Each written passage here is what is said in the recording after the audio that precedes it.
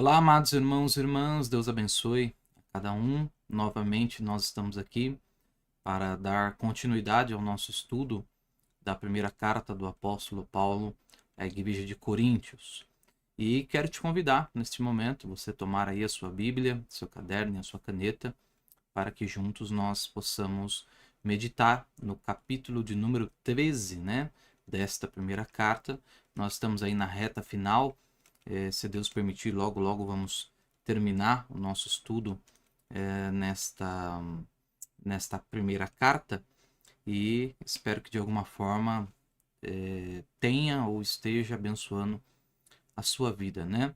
O nosso propósito não é explorar os assuntos mais óbvios, né, dentro dessa leitura, mas tentar, às vezes a gente não consegue, né? Mas pelo menos dentro de nós está o intuito de abordar de algum outro ângulo para agregar, né, não só o conhecimento para as nossas almas, mas também é um conhecimento que vai gerar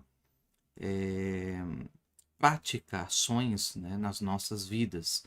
Uma vez que estamos falando de um corpo local, que é a Igreja de Coríntios, que enfrentou diversas situações, diversos problemas, que Paulo, como homem de Deus, dá a solução de como aquilo deveria ser tratado, né? Então, que Deus nos ajude. Nós vimos na nossa última ministração o capítulo de número 12, que falou sobre o estabelecimento dos dons espirituais, né? Nós já tínhamos estudado a questão dos dons de maneira exaustiva, né? Muito nós fizemos, eu acho, deve ter, eu não sei se chegou umas 20 horas, né, de estudo só sobre os dons espirituais. E ainda ficou faltando alguns pontos que eu quero, como disse na nossa última ministração, falar em alguma outra oportunidade. E então nós vimos o estabelecimento no capítulo de número 12. O capítulo de número 13 vai falar do maior dom, que é o dom do amor, como você conhece, talvez do livro de Coríntios, da sua primeira carta. É o capítulo mais conhecido, né? Porque fala do amor. E o capítulo 14, o apóstolo Paulo vai voltar a falar dos dons, mas agora da ordem, né? Da manutenção dos dons espirituais dentro da igreja. Então, parece que o capítulo 13 é um parênteses, né? É um capítulo parental, ele fica entre... Ele está falando dos dons espirituais, depois ele vai falar dos dons espirituais novamente, mas parece que no meio ele coloca ali o maior dom da Bíblia, o amor, a perfeição, e queremos ver se a gente consegue extrair alguma coisa disso que vá ajudar as nossas almas, tá bom? Então, por favor, ore por mim, espero que você esteja com o seu coração aberto e que o Espírito Santo te abençoe, né? Esse é o nosso, sempre é o nosso propósito. As palavras de um homem não podem fazer nada por nós, a única coisa que pode nos agregar, ajudar, é a palavra de Deus. E esperamos ser um instrumento, né? Uma ferramenta na mão de Deus para abençoar a sua própria vida, né? E eu sei, como disse o irmão Branham, o corpo de Cristo, a igreja, é a própria vida de Deus, né? Então, ele chegou a dizer em várias mensagens que não existe um corpo mais enfermo do que o corpo de Jesus Cristo na Terra, né? Então, a igreja é o próprio corpo de Deus que tem recebido essas bênçãos para sarar, né? Para curar. Então, é o Espírito Santo pregando ao Espírito Santo, né? É o Espírito Santo estudando acerca do Espírito Santo, é o Espírito Santo indo na igreja para ouvir o Espírito Santo, né? Então, que Deus te abençoe. Então, eu vou colocar aqui 1 Coríntios capítulo 13, enquanto você abre aí na sua Bíblia, deixa eu ir colocando aqui também, para nós lermos juntos. 1 Coríntios capítulo 13. Aqui eu já encontrei. Nós vamos ler versículo a versículo, né? Eu acho que eu vou ler tudo, depois vou fazer meus comentários. Acho que eu vou fazer assim, tá bom? Vamos ver, né? Vamos lendo aqui. Ainda que eu falasse as línguas dos homens e dos anjos, né? Então, nós sabemos que... Aí, pronto, já comecei a comentar, né? Achei que ia ler tudo, Já comecei a comentar. Então, vai tendo paciência comigo aí, por favor. Nós sabemos que tem dois falares de línguas, né? Tem o falar de língua para a igreja e tem o falar de língua para si. Existe a língua dos homens, que uma pessoa pode falar em línguas em hebraico, em hindu, em persa, ele pode falar em línguas em dialetos, né, tribais. Deus pode tomar qualquer um, qualquer idioma desses, ou a língua dos anjos. E não tivesse amor, seria como um metal que soa ou como um sino que tine. Ainda que tivesse o dom de profecia, conhecesse todos os mistérios e toda a ciência, e ainda que tivesse toda a fé, de maneira tal que transportasse os montes, e não tivesse amor, nada seria. Então veja que essa é uma possibilidade real, certo? Uma pessoa pode ter fé para transportar os montes e não ter amor. É esse amor que ele vai falar aqui, né? Ainda que distribuísse toda a minha fortuna para sustento dos pobres, aí eu pergunto para você, uma pessoa que pega a sua fortuna e distribui aos pobres, será que ela não faria isso por amor? Será que não seria um tipo de amor, né? Pense nisso, né? Porque que pessoa que faria isso, né? E ainda que distribuísse toda a minha fortuna para o sustento dos pobres, e ainda que entregasse o meu corpo para ser queimado, e não tivesse amor, nada disso me aproveitaria. O amor é sofredor, e aqui vem as características deste amor que ele está falando aqui no texto. O amor é sofredor, é benigno, o amor não é invejoso, o amor não trata com leviandade, o amor não ensoberbece, o amor não se porta com indecência, o amor ele não busca os seus próprios interesses, o amor ele não se irrita, o amor ele não suspeita mal, o amor ele não folga com a justiça, mas ele folga com a verdade, né? Tudo sofre, tudo crê, tudo espera, tudo suporta. Então, essa aqui, normalmente são as frases que se colocam no status de celular, né? Coloca aí nos quadrinhos dentro de casa, né? E Deus está procurando um povo que viva isso, né? Que realmente tenha essa classe de amor, né? O amor nunca falha, mas havendo profecias, serão aniquiladas. Havendo línguas, cessarão. Havendo ciência, desaparecerá. Porque em parte conhecemos e em parte profetizamos. Mas, quando vier o que é perfeito, então o que é em parte será aniquilado. E eu sei que quando se lê esses versículo 8, 9 e 10, alguns leem para desqualificar os dons, né? Eu só quero lembrar que no capítulo 14, Paulo inicia dizendo: segui o amor, que é o dom perfeito, e procurai com zelo os dons espirituais. Então, isso não significa que, quando temos o perfeito, que os dons deixarão de maneira nenhuma. De maneira nenhuma. Isso é uma interpretação pessoal de alguns grupos. Né? Porque, veja, volta ao que eu disse na ministração passada, é cortar Deus pela metade. É cortar o seu marido pela metade. É cortar aquele que te deu a vida, o autor pela metade. Que isso faz parte do autor dessa palavra, né? Então, o amor nunca falha, mas havendo profecias serão aniquiladas, havendo línguas cessarão, havendo conhecimento desaparecerá, porque em parte conhecemos e em parte profetizamos. Mas quando vier o que é perfeito, então o que é em parte será aniquilado. Quando eu era menino, falava como menino, sentia como menino, discorria como menino. Mas logo que cheguei a ser homem, acabei com as coisas de menino. Porque agora vemos por espelho em enigma, mas então veremos face a face. Agora conheço em parte, mas então conhecerei como também sou conhecido. Agora, pois, permaneçam a fé, a esperança e o amor, esses três, mas o maior desses é o amor. Aqui estão umas citações que eu quero ler daqui a pouco, mas deixa nós pararmos aqui um pouquinho para meditar nisso que nós lemos. Bom, eu sei que muitas coisas foram foram corrompidas ao longo do tempo. E por isso a importância do Espírito Santo, né? Como que o Espírito Santo, ele na verdade é a mensagem central do Evangelho.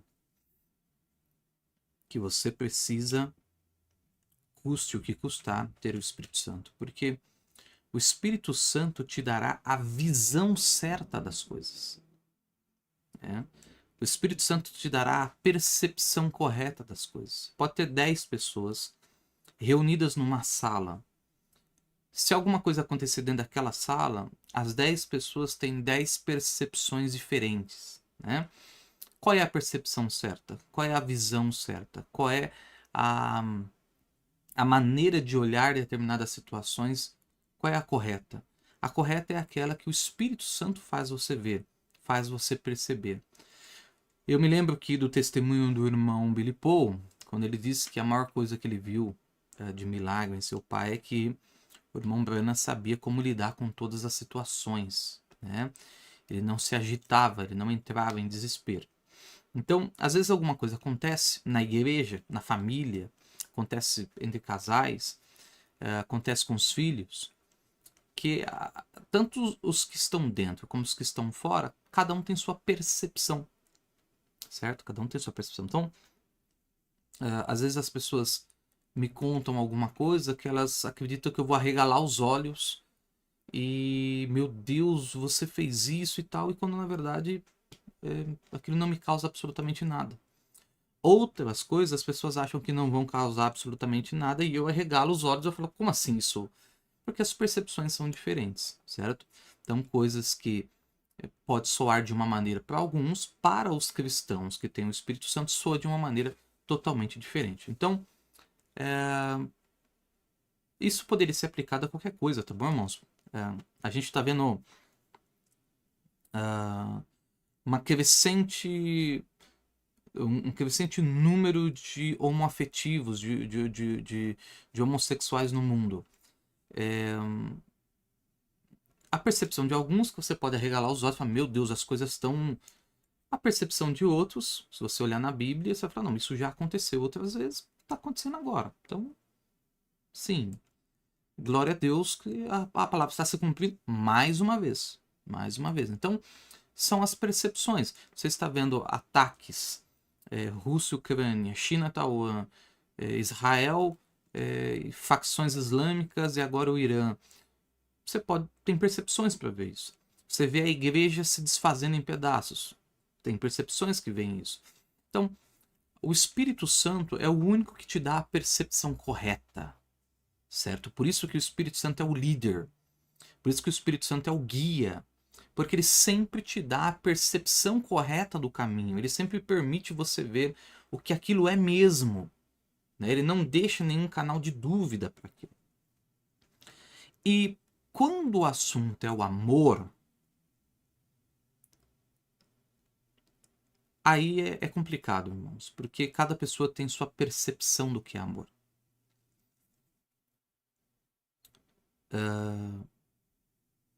Eu não sei onde eu vi isso, não sei se fui eu que vi ou se alguém me enviou, um importante pastor, eu creio que na década de 90, na década de 80 ou 90, ele foi tradutor, ele foi intérprete do Jimmy Swaggart no Brasil. E recentemente, em uma entrevista que ele deu, ele fez uma afirmação que defendendo os homossexuais, defendendo a bandeira LGBT, ele disse, entre a escritura, entre o texto, entre a escritura e o amor, eu não sei se eu vi, não sei se me contaram, alguma coisa assim, tá bom, irmãos? Entre a escritura e o amor, eu prefiro ficar com o amor do que com o texto da escritura. É porque Deus é amor. Então você veja que é verdade, Deus é amor, mas Deus não é esse amor. Então é uma percepção do que é o amor. Então você vê pais que por amor não corrigem os filhos. Eles não usam a vara como a Bíblia diz. Porque o Estado ensinou que isso não é amor, as palmadas não é amor. O amor é o diálogo. Isso é o amor, é verdade, mas isso não é o verdadeiro amor. Então, o verdadeiro amor, o amor bíblico, é um amor, e todos eles, tá? Os quatro. Stergo, Eros, Filho e Hágabe, os quatro estão deturpados. Os quatro estão corrompidos. As pessoas amam umas às outras como amam coisas. E amam coisas como deveriam amar uns aos outros. Então, os quatro tipos de amor do Novo Testamento, eles estão deturpados. Então, aí vem o amor religioso, que a Igreja Católica deturpou, né? A Igreja Católica deturpou, trocou amor por caridade. Amor não é você pregar a verdade. Amor é você dar uma cesta básica para alguém. Amor é você, de vez de anunciar a verdade, levar o cobertor para alguém. É verdade, isso é amor também.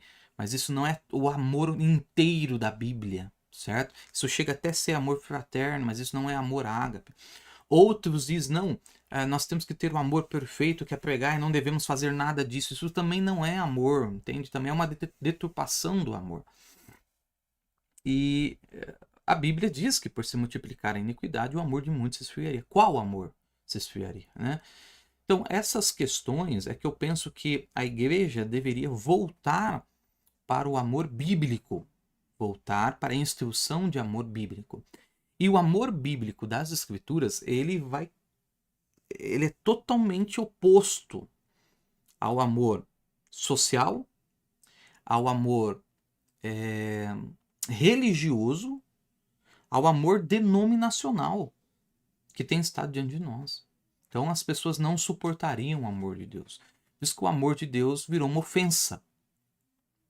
Certo? O amor de Deus virou uma ofensa.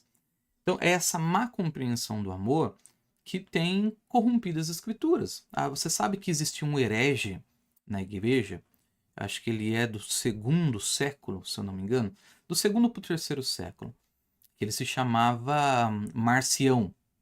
Quem era Marcião? Marcião foi o primeiro sujeito que combateu a igreja verdadeira, a igreja primitiva, com a tese de que o Deus do Velho Testamento não existia, certo? Que o Velho Testamento não deveria ser lido dentro das igrejas da Nova Aliança. Porque entre aquele Deus do Velho Testamento e o Deus apresentado por Jesus no Novo Testamento, existe uma diferença gritante. É abismal a diferença entre um e outro. O Deus do Velho Testamento ordenava a morte. O Deus do Velho Testamento ordenava apedrejamentos. O Deus do Velho Testamento ele apoiava massacres, né?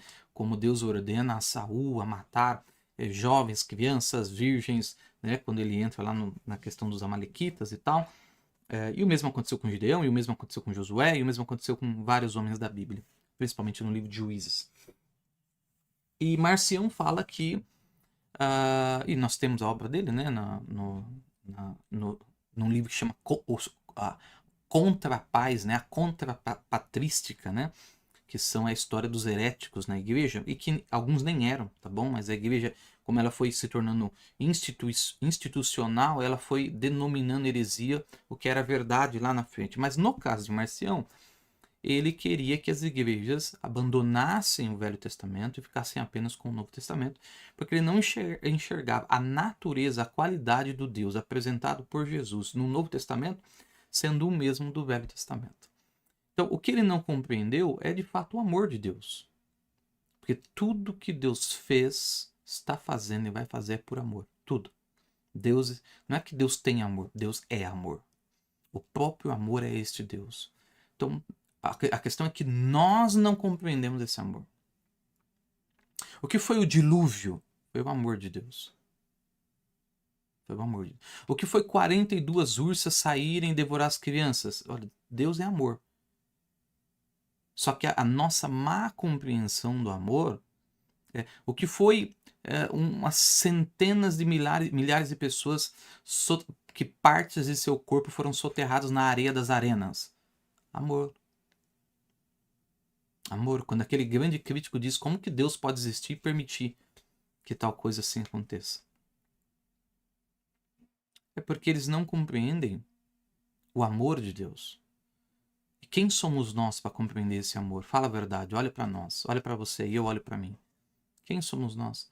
Nós temos deturpação dos nossos amores aqui baixos, dos nossos amores humanos. Nós estamos falando de um amor divino, de um amor de alguém que não tem começo, meio e fim, ele é eterno, ele não tem tempo, ele não melhora, ele não avança. Então, não é que as escrituras chocam com o amor, né? Que hoje amar o homossexual, entre amar o homossexual e amar a escritura, me parece ser mais escriturístico amar o homossexual aos olhos das denominações. E em qualquer pecado, tá bom? Estou falando isso aqui porque foi o exemplo, mas pode ser adúltero, pode ser mentirosos. Na lista de Deus tá tudo igual, tá bom? Essa diferença só quem faz é a igreja. Homossexual e adulto é igual, é pecado igual, é inferno igual, tá na mesma lista, inclusive, né? Por 2 vezes, né? Tá na mesma lista por 2 vezes. Então, Deus ama o pecador, é verdade, ele odeia o pecado, mas ele ama o pecador. Mas tem um jeito do amar de Deus que vai contra o meu tipo de amor, o seu tipo de amor. Então é a igreja que se adapta ao que Deus chama de amor, e não Deus que tem que se adaptar à nova modernidade, à nova maneira social de amor. Né? Então por que eles querem adaptar a Bíblia? Já estão trabalhando nisso, inclusive uma editora de muita relevância, né?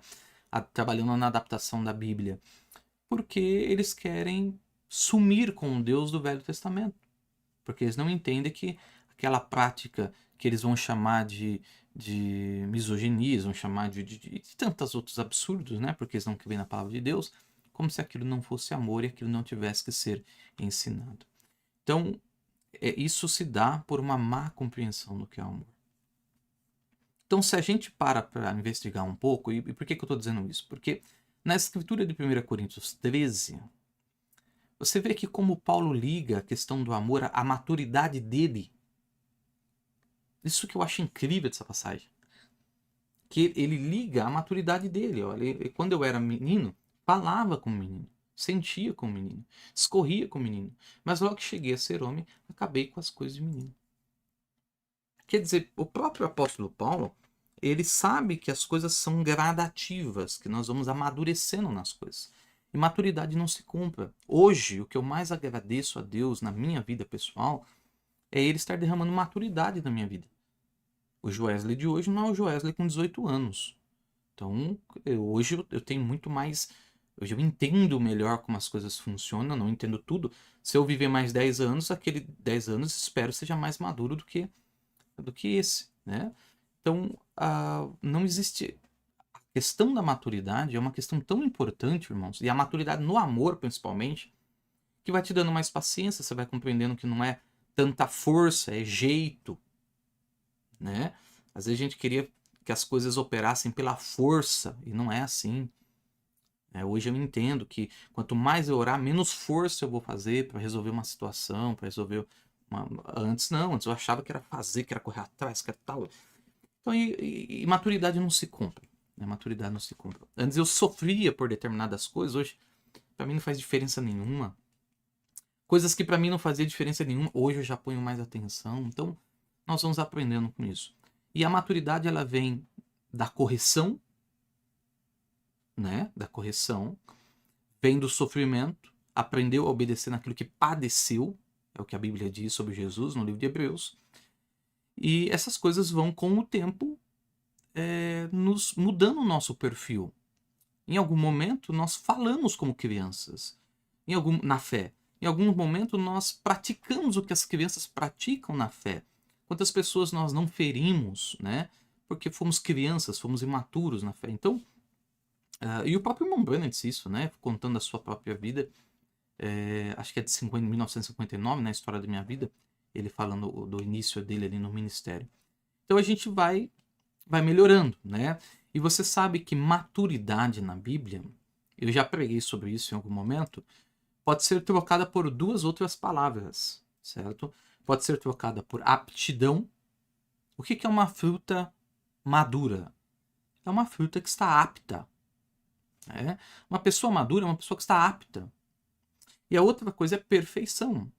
Até em 1 Coríntios 2, se eu não me engano, Paulo fala assim, e falamos sabedoria entre os perfeitos. A palavra perfeito ali é a palavra maduro.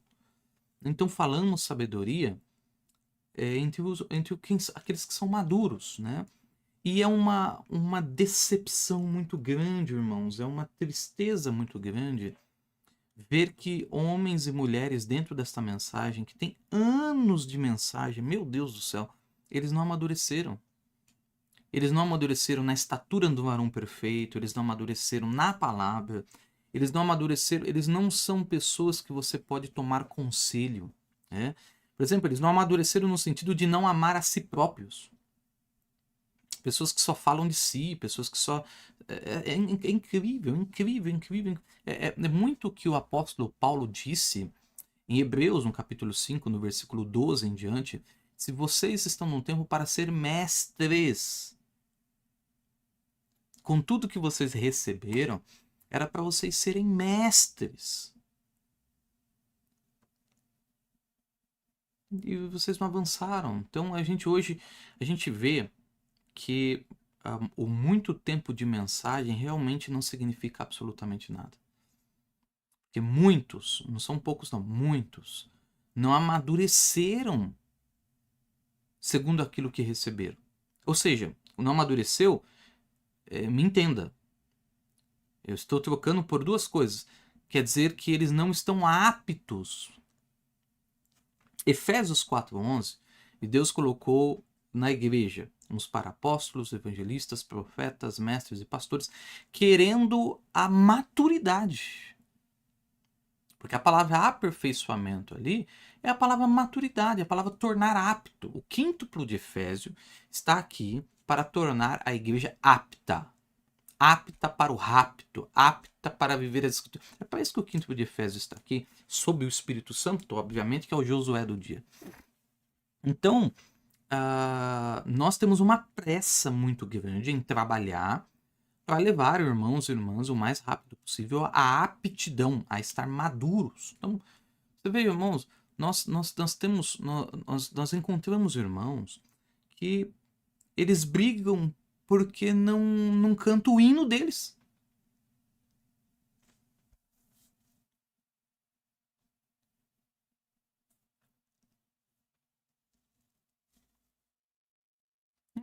Nós temos situações que as pessoas ficam chateadas porque uma outra não apertou a mão delas. Isso acontece com criança. Com criança isso acontece. Quando uma criança vira o rosto para outra. Então você vê que na fé, como que nós vamos pedir conselho para uma pessoa dessa? Como nós vamos pedir conselho para uma pessoa dessa? O que uma pessoa dessa pode nos orientar? Em nada. Não pode nos orientar em nada. Então, briga por coisa que criança brigaria. As minhas crianças aqui, elas brigam porque uma quer sentar na ponta da mesa, a outra não quer. Eles brigam por lugar, brigam por posição, brigam por coisa de criança. Coisa de quem ainda não amadureceu. Agora, se eu pegar dois adultos brigando por causa disso, ou eles estão com um problema mental, que não tem outra explicação. Então, é o que Paulo diz, já era para vocês serem mestres. Por isso que, veja, nós temos uma pressa muito grande, e não é por falta de ouvir, é por falta de aplicar, é por falta de colocar em prática determinadas coisas. Então, a maturidade, e eu tenho muito que amadurecer, tá bom, irmão? Muito, muito, muito que amadurecer. Já consegui amadurecer um pouquinho, graças a Deus, mas ainda tenho muito para amadurecer. Graças a Deus, Deus vai tendo paciência com a gente, assim como nós temos que ter paciência com todos, né? Mas é outra coisa, por exemplo, os crentes da mensagem, acho que é a soberba que entrou na mensagem, né? Eles acham que eles não têm que ter paciência com ninguém. Quando Paulo disse assim, ó, nós temos membros que são fortes, nós temos membros que são fracos. Você vê membro que não tem paciência com o outro, ele não é maduro. Ele não é forte. Ele acha que ele é forte, ele não é forte. Na verdade, ele é o fraco. Porque o forte, ele consegue sustentar o fraco, tolerar o fraco, até que o fraco avance, até que ele, sabe? Até que isso em tudo, tá? até que ele amadureça no ministério, até que ele amadureça nos dons, até que ele amadureça no trato. Então, esses dias eu estava pensando nos anciãos da igreja, né, da nossa igreja local aqui. Meu Deus, como que esses homens tiveram paciência comigo, né? Como esses homens tiveram paciência comigo. Nós, às vezes, perdemos algum membro, se desliga de nós, é, por várias questões, né? É, o jeito da igreja, às vezes não se adapta a, a ortodoxia não, mas a liturgia da igreja não se adapta à ordem da igreja, a maneira como nós mantemos a ordem, às vezes mesmo as questões da doutrina. E eu fico pensando assim, há pessoas que permanecem, né? E essas pessoas que permanecem, como que elas tiveram paciência comigo até eu amadurecer, entendeu? Porque confiaram no meu espírito. Então a gente tem que dar valor a isso, entendeu? A gente tem que dar valor a isso. E esses dias eu tava pensando, meu, será que eu teria essa paciência com alguém? Esperar amadurecer, né? Confiar no espírito, confiar no motivo e objetivo. Então não é qualquer coisa isso. Isso é muito importante, né? Eu louvo a Deus. Eu imagino se esses anciãos, eles têm tido tanta paciência comigo, como que Deus não teve paciência comigo? Como Deus não tem que ter paciência com você? Na verdade, como que Deus não tem que ter paciência com cada um de nós? Então, eu louvo demais a Deus por isso, né? Porque isso é maturidade. Isso é maturidade. Se eu vejo uma criança e ela está caindo, tropeçando, tem que ter paciência. Ela está aprendendo a andar de bicicleta, ela está aprendendo a escrever. Então você vai aprendendo que algumas coisas você tem que ser mais longânimo, mais benigno, e por aí vai. Então, há um momento que você, falávamos como criança, discorríamos como criança, pensávamos como criança.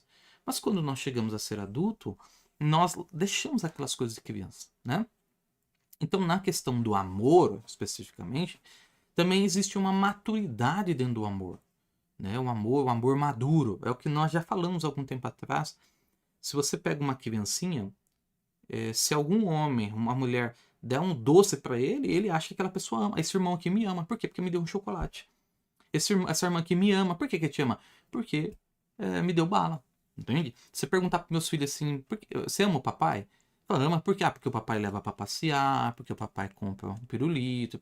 Então, esse é o amor. E você encontra pessoas dentro da igreja que enquanto você está dando, enquanto você está se doando, eles te amam. Mas a hora que você fala não, aí já não ama mais, já não presta mais. Então, essa não é a classe de amor que nós procuramos, entende? Eu acho que essa não é a classe de amor que Deus procura. Mas à medida que nós vamos amadurecendo e há paciência para isso, você vai entendendo que o amor não está no que você recebe. Amor não é receber. Amor é entregar. Certo? Amor, ele não é. Não, o amor não é passivo, o amor é ativo. O amor ele está nas ações, é o que você faz em função do outro, é o que você faz em função de Cristo. Né? Se vocês me amam, disse Jesus, vocês seguirão meus mandamentos. Se vocês me amam, vocês obedecerão o que eu vos tenho dito. Então veja que o amor está sempre ligado à ação, sempre está ligado a uma ação, a um agir. Né? Não existe amor passivo, né? Existe amor que age, o amor que obedece. Então, as pessoas falam assim, eu amo a Deus, mas o que você está fazendo em relação à obediência à palavra? Nada, você não ama a Deus coisa nenhuma. Né? Porque o amor está ligado a uma ação. Então, essa má compreensão do amor é que tem gerado, às vezes, situações que não correspondem à verdade. Isso às vezes vai entrando para dentro da igreja, porque se você pega o amor mesmo, dentro do amor tem ira, certo? Dentro do amor tem ira. Dentro do amor tem eu posso até dizer, deixa eu ir aqui para minha lousa digital, tá bom? Deixa eu tentar explicar melhor aqui na minha lousa digital. Deixa eu dar um exemplo aqui, por exemplo, ó. Vou pôr assim, ó. Esse daqui, é o máximo que eu consigo desenhar isso aqui, tá bom? Então vai me perdoando aí que desenho não é meu forte, não. Então essa pessoa aqui, digamos que ama essa daqui. Então a relação, deixa eu colocar outra cor aqui. A relação dessa para essa é uma relação de amor. Tá aqui. Então veja só, existem cuidados que esse daqui vai ter para com esse aqui, certo? Então, ah, ações, porque esse ama esse, então há ações que esse aqui toma em relação a esse. Então, vou te dar um exemplo aqui. Se um terceiro, digamos que se esse daqui, ó, aparece um outro homem aqui. Digamos que esse aqui é você, digamos que aqui é a sua esposa, que eu vou desenhar um cabelinho da sua esposa aqui, ó. Ou é a sua filha aqui, ó. Aí, pronto, olha que bonitinho. Bom, cabelinho dela aqui. Aí digamos que esse sujeito aqui, ele vem para agredir. Entende? Então ele vem aqui, ele é um ladrão, sei lá, ele vem agredir essa daqui. Logo, você que ama, o seu amor leva você a ter ações em relação a esse personagem. O que você vai ter? Você vai ter ira, você vai ter até mesmo ódio. Me entenda, você vai ter, às vezes, violência na defesa. Faz sentido? Vê se não faz sentido. Você vai ter repúdio. Entenda que todos esses itens aqui, eles são resultados da tua relação com o amor com esse. Agora, isso aqui, então, tudo, é tudo. Então veja aqui, o amor que você sente aqui, ele foi. A resposta dele em defesa tá aqui, ó. O que, que tem dentro do amor? Tem ira, tem ódio, tem a força que você vai usar para defender, para proteger. Então, você tem tudo isso daqui em relação a esse, mas que ao final das contas nasceu do seu sentimento, vou dizer assim, primário, né? Do seu primeiro sentimento em relação a essa pessoa. Então veja só, por que Deus tem ira? Por que Deus tem. Deus disse, eu odeio os nicolaítas. Eu odeio este nicolaíta, o espírito, não a pessoa, tá? Não a pessoa. O espírito, não são as pessoas, é o sistema. Então eu odeio esse espírito, porque esse espírito agride quem eu amo. Entende? Esse espírito agride quem eu amo. Estou agredindo quem eu amo. Olha o que sai do amor. Dentro do amor sai outras coisas que fazem parte da construção do amor. Quando eu ponho, me entenda a violência, né, irmão? Então a força que você vai usar para defender. Se alguém passar, você tá com a sua filha na rua e algum homem passa e pega ela para levar dentro de um carro, você vai fazer de tudo. Você vai bater, você vai morder, você vai de tudo que você puder fazer para defender quem você ama. Esse ato, certo? De bater, de morder, de tentar defender, de legítima defesa, vem do amor. Então, a preocupação com o outro vem do amor. Então, veja que dentro do amor há coisas, olha lá, há coisas, e essas coisas nós vemos dentro do amor. Porque até a palavra amor. Deixa eu ver aqui. Acho que eu vou colocar aqui. Por exemplo, deixa eu pegar um versículo aqui que. Que versículo a gente pode pegar? Ah lá, quando a Bíblia fala assim, lá em 1 João 2, que fala que Deus é amor, lá quando vou pegar João 3,16, por exemplo, e Deus amou o mundo. Deus amou o mundo de tal maneira que enviou o seu filho unigênito. A palavra amor lá, então eu vou pôr aqui assim, ó, né? Deixa eu pôr aqui assim, ó, de amar no grego, só para você ver, lá esse amor, ele tá assim, ó.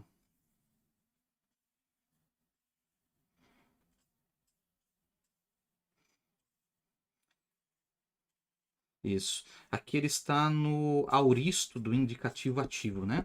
Mas eu vou trazer ele aqui como verbo e como substantivo. Como verbo, é o verbo ágape.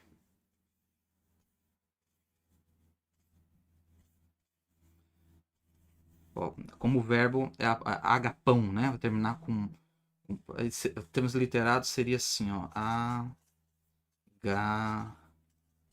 Seria assim, né? Agapau. Isso aqui ele está como verbo. Como substantivo, que também aparece por várias vezes na Bíblia, ele está a palavra ágape. Então, seria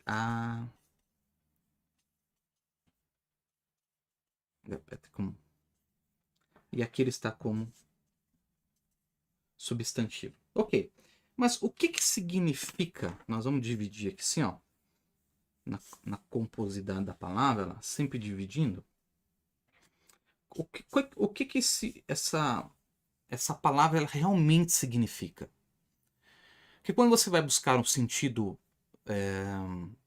semântico e o sentido etimológico da palavra, às vezes elas têm diferença, certo? Às vezes o etimológico quer dizer uma coisa e o sentido semântico quer dizer outra. Como, por exemplo, a palavra caráter, né? A palavra caráter etimologicamente quer dizer uma coisa, semanticamente quer dizer outra. Etimologicamente quer dizer bater na rocha. Caráter que significa a ação de bater na rocha, a ação de escrever na rocha. Já a semântica é a construção da própria pessoa, né?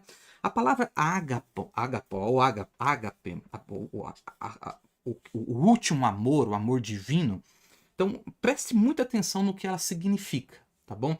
Ela significa, para nós, se nós pudéssemos traduzir ela em uma palavra só, ela significa preferir.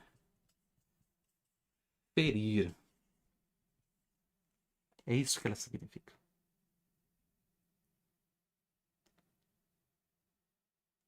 Se tivesse uma tradução, apenas uma tradução aqui, como o verbo, por exemplo, significaria preferir. E o que é preferir? Você tem 4, 5 opções, mas você prefere uma. Então você veja que dentro do amor também está a rejeição, porque quando você escolhe uma, você rejeita as outras. Certo? Quando você ama a sua filha, você está rejeitando o ladrão que quer agredir a sua filha. Certo? Você fará de tudo para protegê-la. Então, dentro do amor também tem rejeição. A mulher que você ama, quando você escolheu amar esta mulher, para o amor próprio da sua mulher, você não ama mais nenhuma delas. Então, quer dizer, dentro do seu amor em relação à sua esposa, está implícito, está dentro a rejeição às demais mulheres do mundo. Os irmãos entenderam? Então, que dentro do amor, por isso que esse amor que não rejeita, ele não é amor. Certo? Um homem que ama sua mulher e não rejeita a outra mulher, ele não ama sua mulher.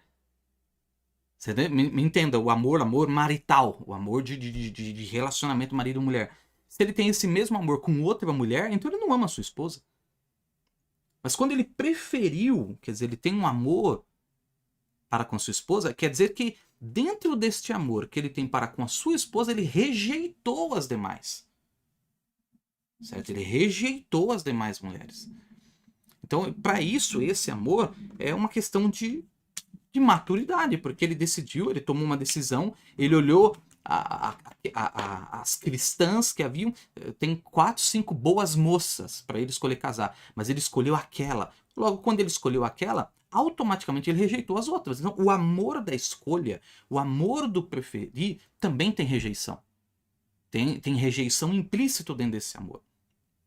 Por isso que nós não podemos, quando nós olhamos aqui, ó, por exemplo,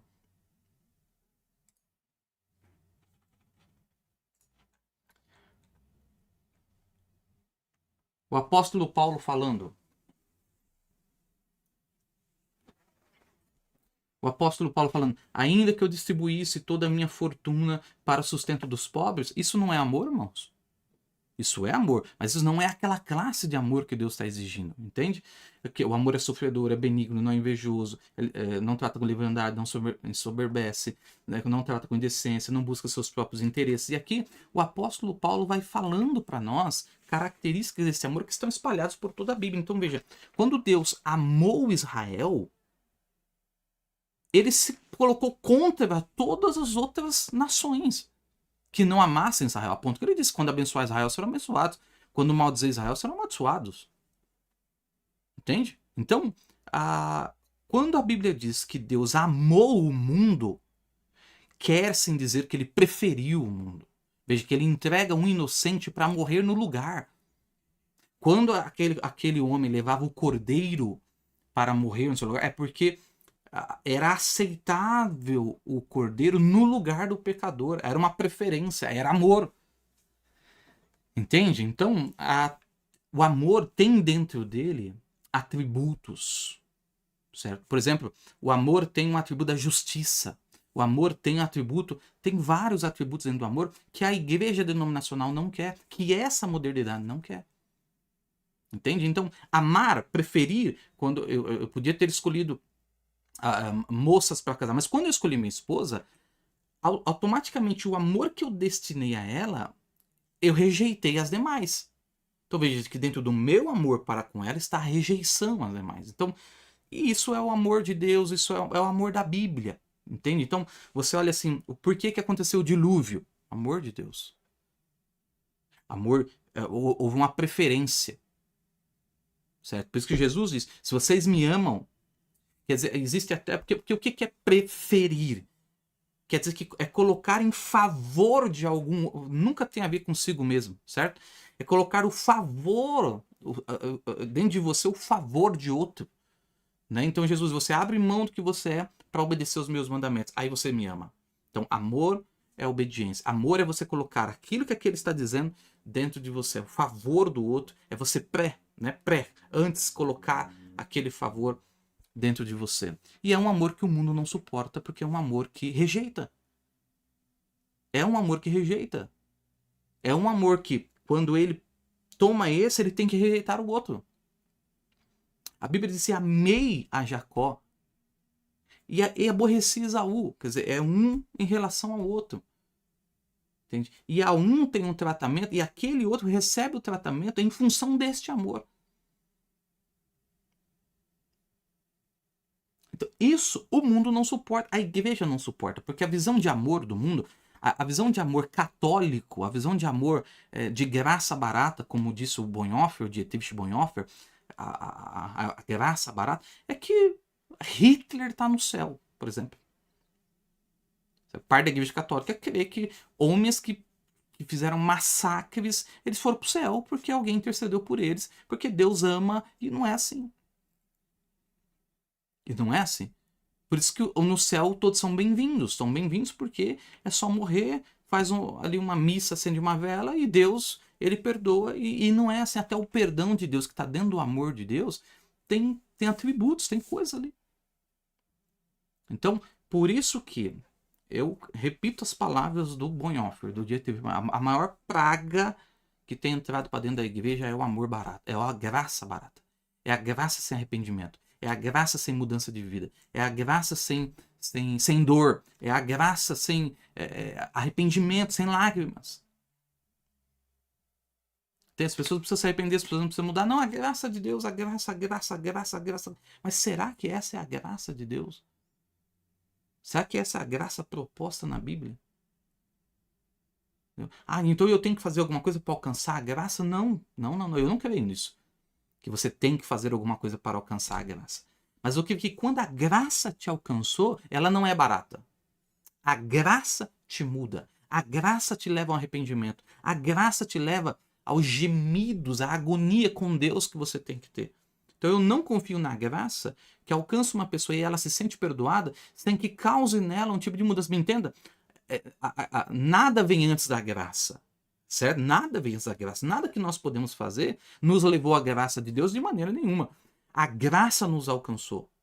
Certo? E aí sim, tem o elemento da predestinação, porque por fé Deus sabia que nós ia crer e tal. Mas veja, a graça me alcançou e a graça me mudou, porque eu não posso torná-la vã, eu não posso torná-la barata. Então compreendo que dentro disso tem um amor de Deus. Não entristeçais o Espírito Santo de Deus. Por quê? Porque tem coisas que nós fazemos que ferem o amor de Deus. Que fere as características desse amor, que fere os atributos desse amor. E a igreja perdeu isso.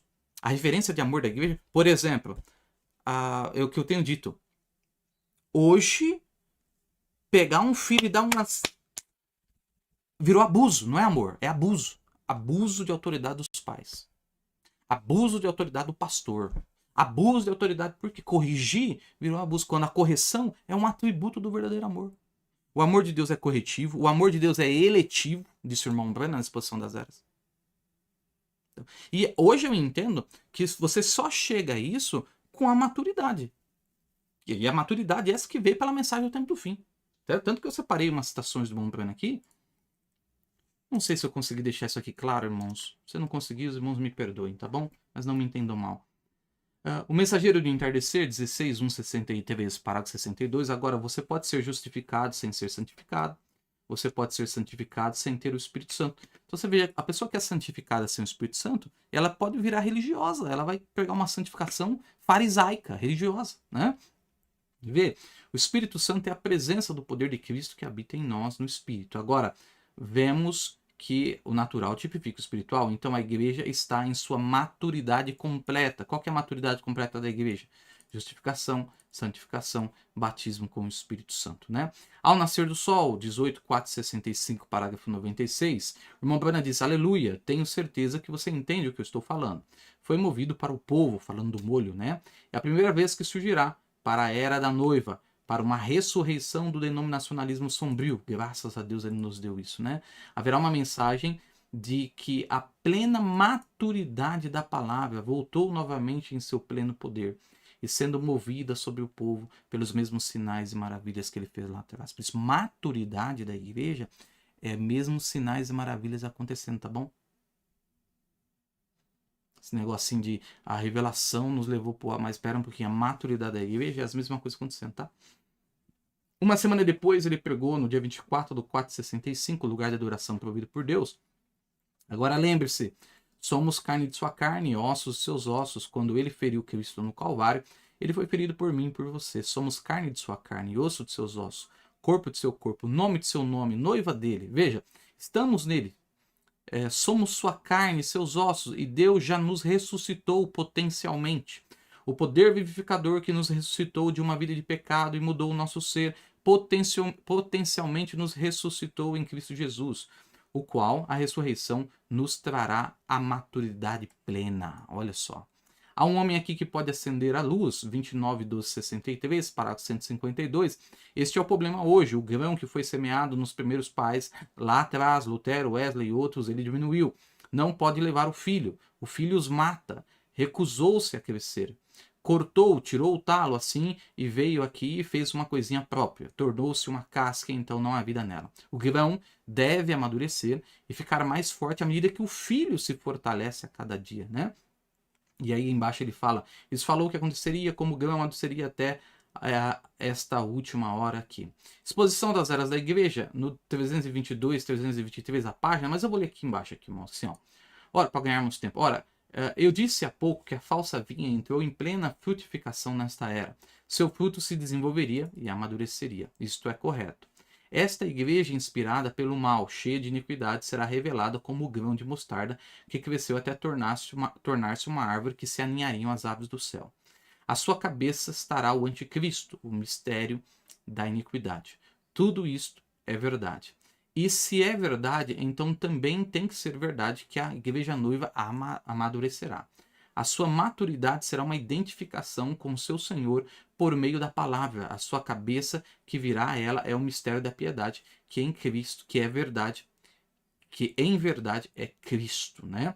E quando a falsa igreja vier contra esta verdadeira vinha, com toda a astúcia e poder diabólico constituído de força política, força física e demônios das trevas, a verdadeira vinha, com a plenitude do Espírito e da palavra, fará as mesmas obras de poder que Jesus fez. Então, à medida que ela se aproxima da sua pedra de cabeça, tornou-se semelhante a ele através da palavra. E Jesus virá para a noiva e o noivo para a noiva, para que a noiva e o noivo possam estar unidos como um para sempre, né? Então, a igreja, ela também passa por essa maturidade que tem a ver com a cabeça Cristo se encaixar nela, né? Agora, olha que coisa incrível, incrível essa leitura, principalmente essa daqui, ó, essa aqui da exposição das eras. Olha o que o irmão Branham disse aqui, ó. Olha isso aqui, ó. Isso é correto. Esta igreja inspirada pelo mal, cheia de iniquidade, será revelada como o grão de mostarda que cresceu até tornar-se uma árvore onde se aninharam as aves do céu. Então, veja bem. Na exposição das eras, o irmão Branham fala que tanto o joio como a verdadeira vinha, o trigo, eles estão caminhando para a maturidade. Os dois. Você pega uma árvore, quando ela está crescendo, ela não tem muitos galhos e folhas. Mas quando ela cresce, ela está madura, aves do céu começam a fazer ninho nesta árvore. É isso que o Mamba está dizendo. Então veja só, que a igreja, quando ela está crescendo, ela não tem galhos e folhas suficientes, certo?